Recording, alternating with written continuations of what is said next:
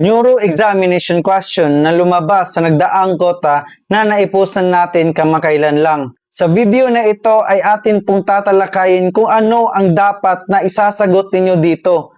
Walang maling sagot dito kasi po neuro examination ito.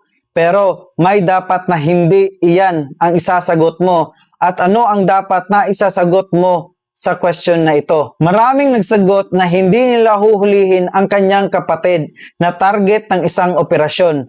Kasi nga daw, kapatid niya ito. At hindi rin daw, kasi dapat may ebidensya at walang basihan.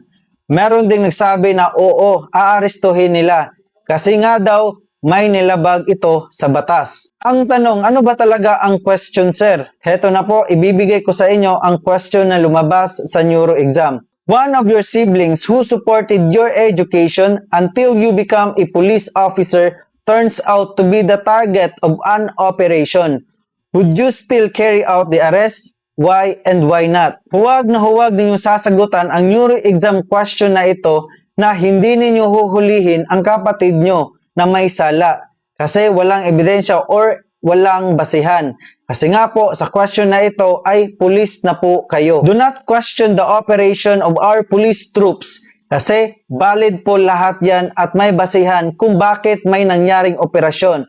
Lahat ng police operations po ay may basis yan at hindi po yan gawa-gawa lang. Pag ganito ang sagot mo, expect see you on next cycle ka agad. At huwag mo ring papairalin ang emosyon mo na kahit kapatid mo yan na may sala at siya ang nagpapaaral sa iyo. Kasi nga po, neuro exam ito at ikaw ay alagad na ng batas. May kasabihan po tayo na core principle of legal profession na law first before personal interest. So ang tanong, ano ba dapat ang isasagot dito, sir? Heto na po ang sagot base po sa aking pagsasaliksik. Opo, aarestuhin mo ang inyong kapatid na nagpapaaral sa iyo para po yan ma-serve ang batas at hindi rin ibig sabihin na may sala po talaga siya.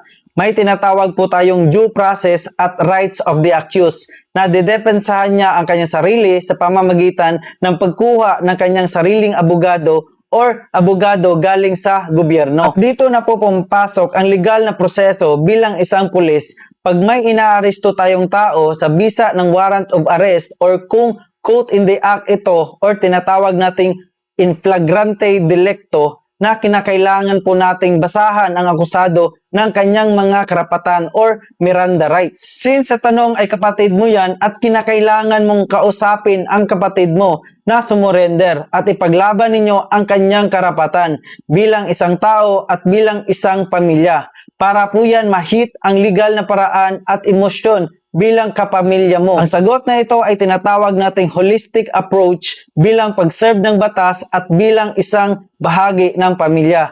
Yun lamang po sa ngayon at sana ay meron kayong natutunan. Maraming salamat po.